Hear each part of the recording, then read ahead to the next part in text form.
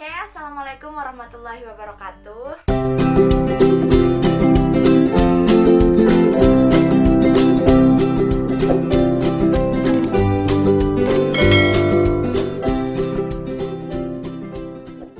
Nah, jadi di video kali ini saya ingin membahas terkait ketika kita melihat seseorang misalnya melakukan keburukan, kemudian kita langsung menjudge orang tersebut, padahal kita sama sekali tidak memiliki hak atau kapasitas untuk melakukan hal tersebut. Nah, dulu ada pertanyaan seperti ini.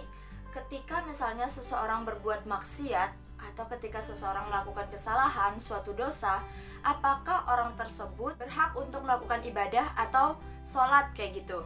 Nah, apa respon dari teman-teman ketika ada seseorang yang bertanya demikian?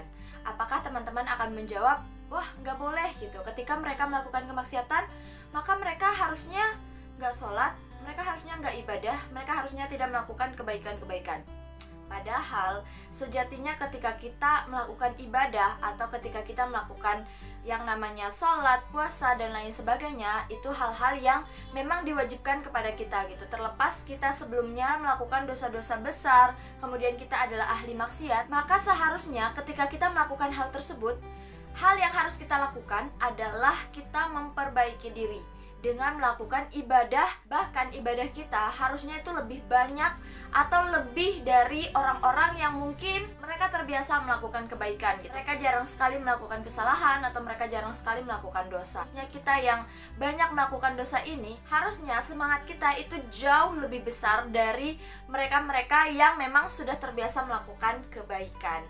Nah, dalam Al-Quran di surah Al-Ankabut ayat 45, Allah berkata bahwa sesungguhnya sholat itu mencegah dari perbuatan keji dan mungkar.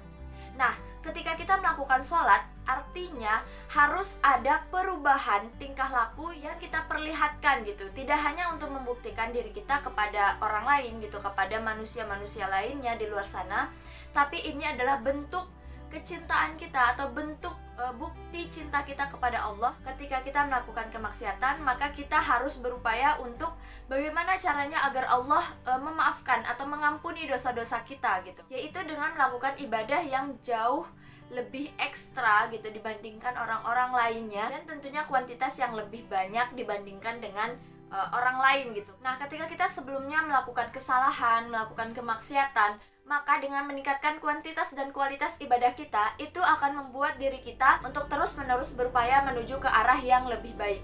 Ketika kita ibadah, ketika kita sibuk untuk memperbaiki diri, maka kita tidak akan disibukkan oleh hal-hal yang tidak bermanfaat. Sejatinya ketika kita disibukkan dengan suatu kebaikan, maka kita tidak akan memiliki waktu untuk sibuk dalam kemaksiatan gitu. Nah, selain itu, bukan ranah kita untuk menghakimi seseorang, untuk berkata bahwa derajat mereka lebih rendah daripada kita gitu. Padahal kita sama sekali tidak tahu apakah derajat kita lebih tinggi di mata Allah atau tidak. Kita sama sekali tidak tahu apakah amalan kita diterima oleh Allah atau tidak.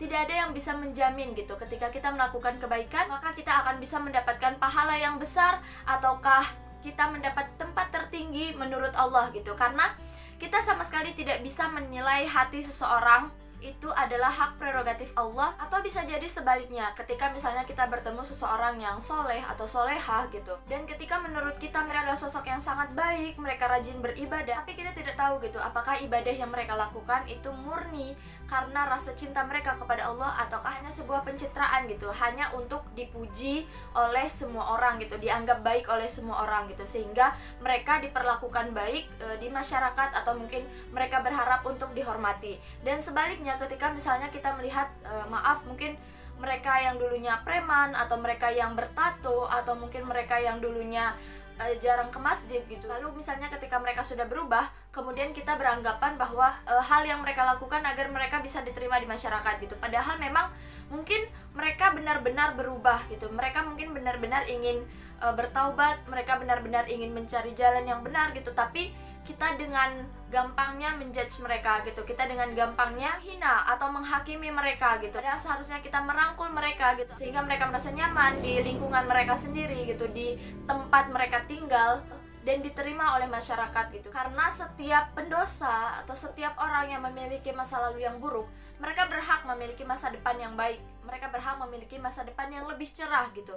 Asalkan mereka memang berniat untuk berubah gitu, berniat berubah ke arah yang lebih baik gitu. Kemudian kita bisa merangkul mereka, sama-sama saling mengingatkan.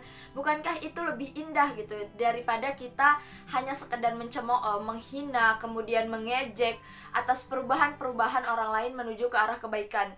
Kemudian kita berkata mereka sok suci, mereka hanya ingin mencari perhatian dan lain sebagainya. Bukan seperti itu gitu watak dari seorang muslim. Harusnya kita merangkul mereka, kita mengajak mereka bahwa kita sama-sama gitu berjalan menuju ke arah yang lebih baik gitu. Bukankah ketika kita berjalan bersamaan, berjalan beriringan gitu untuk mencapai tujuan yang lebih baik gitu, tujuan yang mulia, maka langkah kaki kita akan terasa lebih ringan gitu, karena bersama-sama menuju taat, sehingga kita bisa meraih ridho Allah itu secara bersama-sama. Surga itu sangat luas jika kita hanya menikmatinya sendiri atau menikmatinya untuk beberapa orang saja, beberapa golongan saja gitu. Akan lebih indah gitu ketika kita bisa mengajak orang lain menuju kebaikan, ketika kita bisa merangkul orang lain yang ingin berbuat baik, yang ingin menuju kepada kebaikan. Kemudian kita bisa mengajak mereka sama-sama belajar gitu untuk menjadi lebih taat. Ketika kita bisa mengajak mereka, maka kita akan mendapatkan pahala berlipat-lipat gitu, karena kita sudah mengajak seseorang berbuat baik gitu. Kemudian dia istiqomah dengan kebaikannya, maka insya Allah itu adalah anugerah terindah gitu yang bisa kita rasakan baik di dunia maupun di akhirat. Oke teman-teman, mungkin itu yang bisa saya sampaikan. Hal yang besar dimulai dari langkah yang kecil. Maka kita harus senantiasa fokus pada tujuan kita untuk selalu berbuat kebaikan dan bermanfaat bagi semua orang. Terima kasih sudah menonton. Jangan lupa subscribe. Wassalamualaikum warahmatullahi wabarakatuh.